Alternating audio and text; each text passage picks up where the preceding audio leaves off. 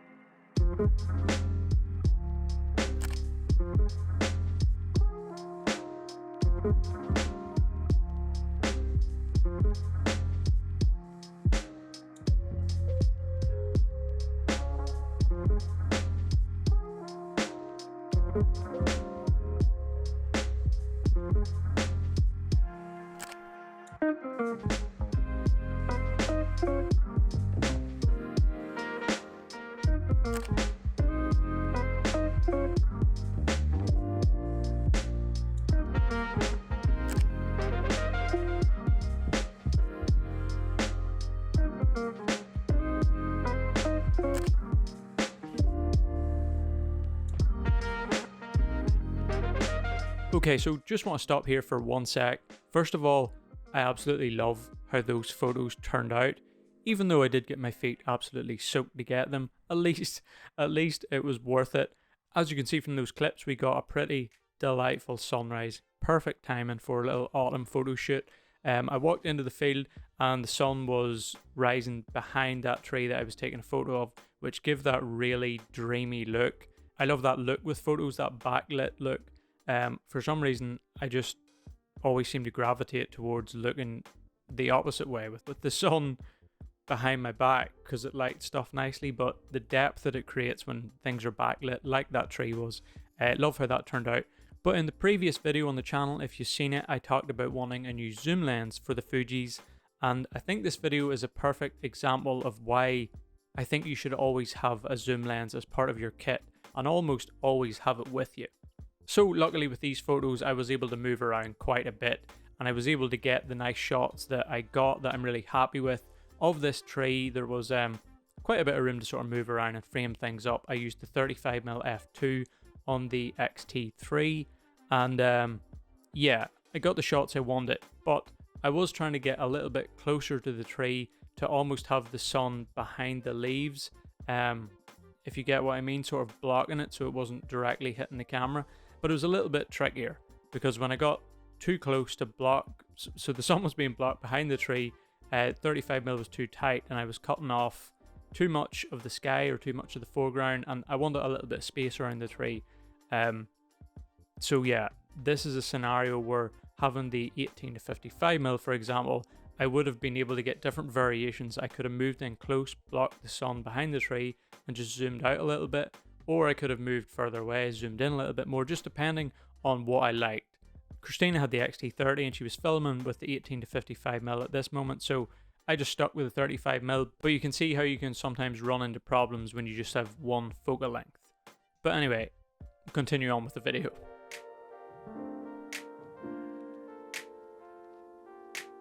Well, good morning folks, and welcome to autumn.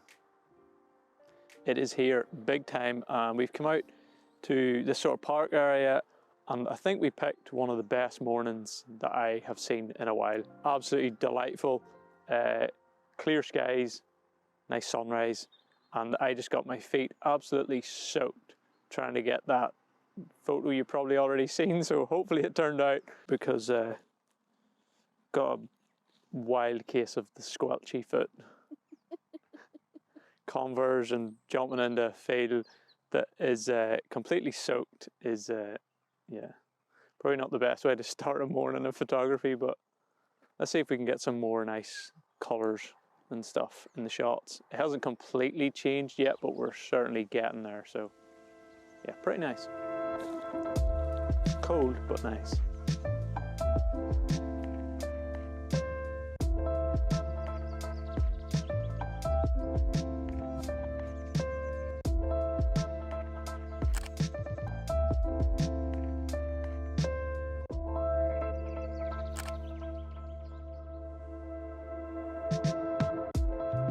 Now this is where the 35mm f2 works perfectly. I love this lens for portraits, and literally every time I seem to take portraits, normally of Christina, I always get some that I really like, and I really like how these ones turned out. Again, backlit, but the f2 creates that nice depth, and it's super sharp as well. So yeah, really love how these shots turned out, and it makes choosing a zoom lens over the 35mm in these type of scenarios a little bit harder.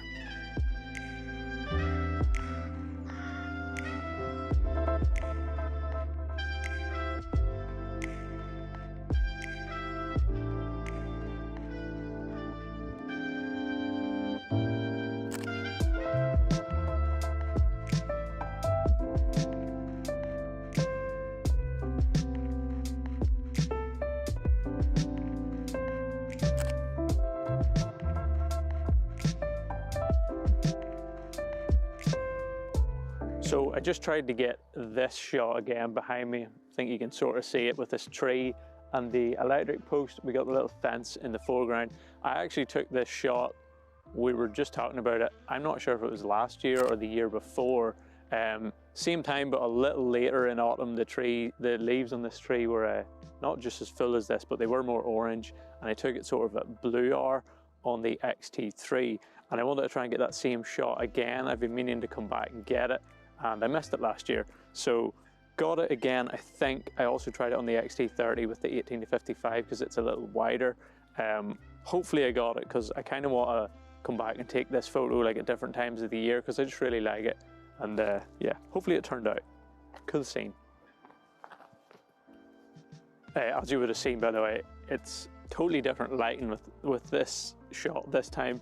Completely backlit. It looks absolutely delightful. Really tricky to expose for, and really tricky to avoid lens flare. I was sort of trying to put the sunlight behind one of the leaves on the trees just so it wouldn't give me a load of lens flare. It's kind of hard to tell on camera if I got the perfect shot, but you will have seen it, and hopefully it did. So yeah, as I said there, I did try this particular photo on both lenses, both the 35mm and the 18-55, and it just so happened that the shot I liked the most was took on the 35mm, and that was mainly because of the birds off to the top right here. You can just kind of see them silhouetted by the sunlight.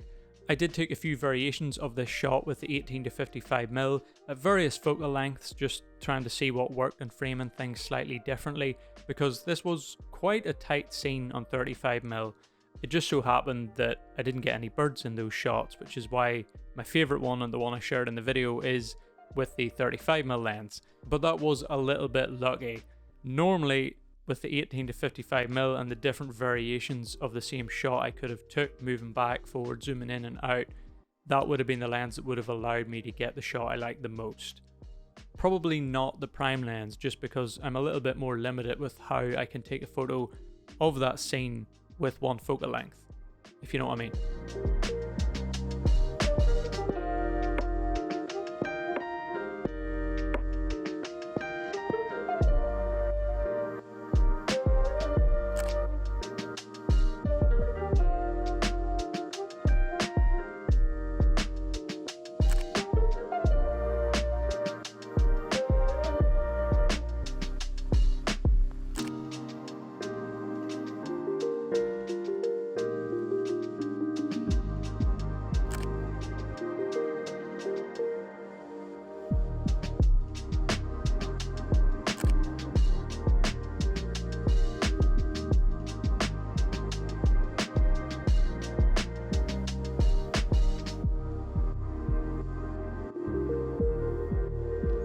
What'd you say? What'd you say? I said I need that lens. or that camera. That's delightful. Why does So dark. the scene like that appeal to me as much as anything else? Couple of old buildings and a shed door. So zoomed in your face. Don't be rude.